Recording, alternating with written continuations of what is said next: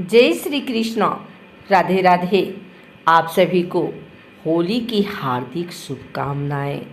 आइए सुनते हैं फाल्गुन पूर्णिमा व्रत कथा पूजन विधि। फाल्गुन मास की पूर्णिमा का हिंदू धर्म में विशेष महत्व दिया गया है। पूर्णिमा पर स्नान दान जप और तर्पण का विशेष महत्व है। इस दिन पवित्र नदियों में सूर्योदय से पूर्व स्नान करने से पापों का शमन होता है और मोक्ष की प्राप्ति होती है। इस दिन भगवान विष्णु, माता लक्ष्मी व हनुमान जी की उपासना के साथ चंद्रमा का व्रत भी करना चाहिए। दान पुण्य व गरीबों को भोजन कराने से पुण्य की प्राप्ति होती है। वस्त्रदान भी महत्वपूर्ण माना गया है। यह दिन भगवान विष्णु और माता लक्ष्मी को समर्पित माना जाता है। इस दिन पवित्र नदियों में स्नान, दान, पुण्य और पूजा का विशेष महत्व बताया गया है। फाल्गुन पूर्णिमा का स्नान दान 14 मार्च को किया जाएगा। पूर्णिमा का स्नान उदया तिथि के अनुसार किया जाता है। इस पावन दिन सुबह जल्दी उठकर स्नान कर लें। इस दिन पवित्र नदियों में स्नान करने का बहुत अधिक महत्व होता है। आप नहाने के पानी में गंगा जल डालकर स्नान कर सकते हैं। नहाते समय सभी पावन नदियों का ध्यान कर लें। नहाने के बाद घर के मंदिर में दीप प्रज्वलित करें। पूर्णिमा के पावन दिन भगवान विष्णु की पूजा अर्चना का विशेष महत्व होता है।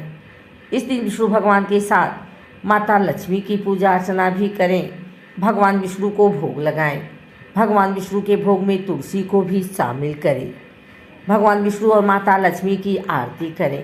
पूर्णिमा पर चंद्रमा की पूजा का भी विशेष महत्व है। चंद्रोदय होने के बाद चंद्रमा की पूजा अवश्य करें। चंद्रमा को अर्घ्य देने से मुक्ति मिलती है। इस दिन ज़रूरतमंद लोगों की मदद करें। अगर आपके घर के आसपास गाय है तो गाय को भोजन जरूर कराएं। गाय को भोजन कराने से कई तरह के दोषों से मुक्ति मिल जाती है। आइए सुनते हैं फाल्गुन पूर्णिमा व्रत कथा।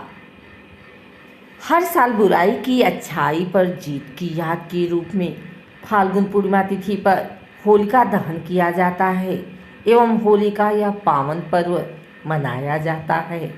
फाल्गुन पूर्णिमा पर विष्णु एवं लक्ष्मी जी की पूजा व्रत आदि करने का जितना महत्व है उतना ही महत्व इस दिन फाल्गुन पूर्णिमा की पौराणिक कथा का पाठ करने का है। मान्यता है कि ये कथा सुनने से यश कीर्ति, धन धान्य और संतान सुख प्राप्त होता है तथा मरणोपरांत वैकुंठ धाम की प्राप्ति होती है। आइए सुनते हैं फाल्गुन पूर्णिमा व्रत कथा। महर्षि कश्यप की पत्नी एवं दक्ष पुत्री दीति के गर्भ से हिरण्यकश्यप और हिरण्याक्ष का जन्म हुआ। दोनों ही महाबलशाली थे। फलस्वरूप देवताओं को पराजित करके दोनों भाइयों ने स्वर्ग पर अपना अधिकार कर लिया। उनके अत्याचार से देवलोक में हाहाकार मच गया।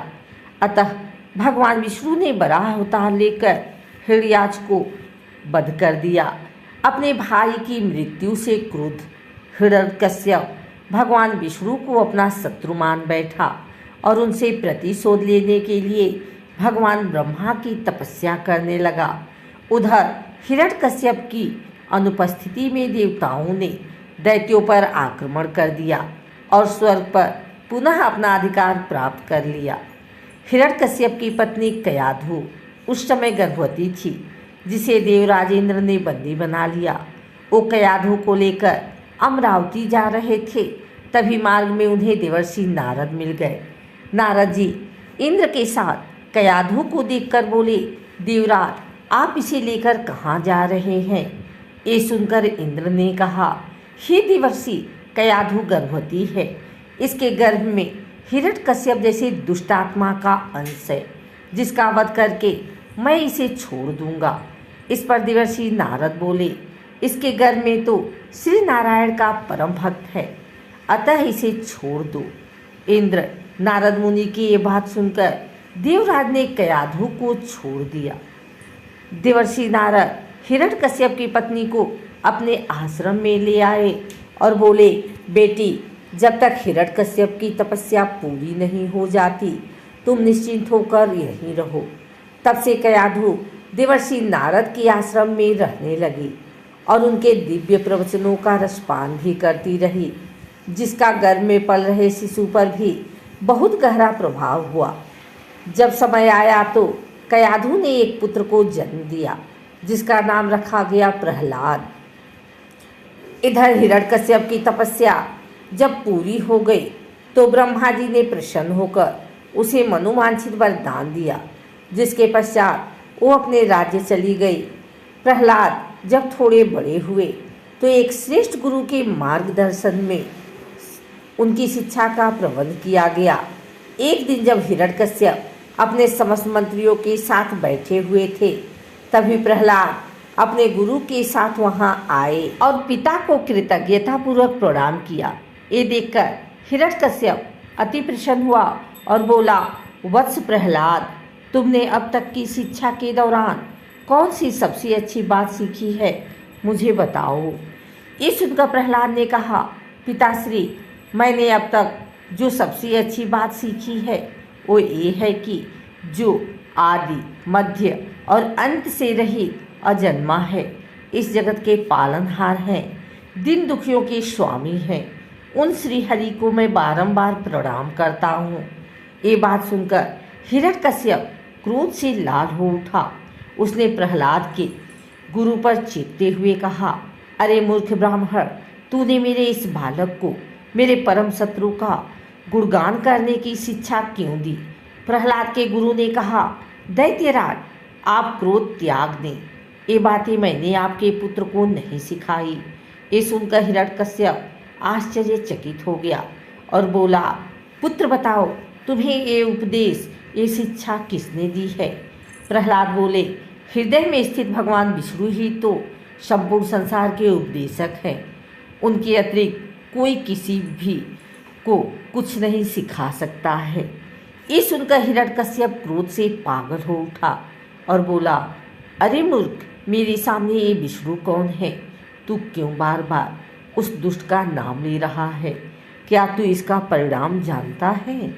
हिरण्यकश्यप ने प्रहलाद को बहुत समझाया, मृत्युदंड का भय दिखाकर भी विष्णु भक्ति से दूर करना चाहा, परंतु प्रहलाद के मन से भगवान विष्णु के प्रति श्रद्धा तनिक भी कम ना हुई। इसके पश्चात क्रोधित हिरण्यकश्यप ने अपने सेवकों को आज्ञा दी कि इस दुरात्मा को मौत के घाट उतार दो। इस शत्रु प्रेमी से मुझे कोई लाभ नहीं है, यह कपूत तो अपने ही कुल का नाश कर देगा।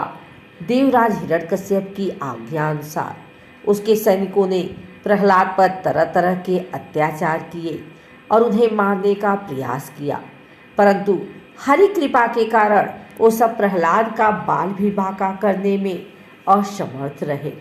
हिरण्यकश्यप यह सब देखकर बहुत क्रोधित हुआ। अंततः उसने अपनी बहन होलिका को आदेश दिया कि वो प्रहलाद को गोद में लेकर अग्नि में बैठ जाए, क्योंकि होलिका को यह वरदान प्राप्त था कि अग्नि से उसे कोई हानि नहीं होगी।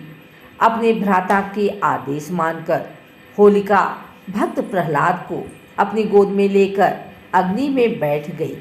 उस समय प्रहलाद हाथ जोड़कर आंखें बंद कर निरंतर प्रभु ध्यान में मग्न रहे और नारायण नारायण का जप करते रहे। हरि कृपा के फलस्वरूप प्रहलाद अग्नि में बैठकर भी सकुशल बच गए, किंतु होलिका उसी आग में जलकर भस्म हो गई। अगर आपको हमारी वीडियो अच्छी लगी हो तो इसे लाइक करें, कमेंट करें, शेयर करें। हमारे चैनल को सब्सक्राइब करके बेल नोटिफिकेशन ऑल पर सेट कर लें, ताकि आगे आने वाली वीडियो सबसे पहले आप तक पहुंच सके। धन्यवाद।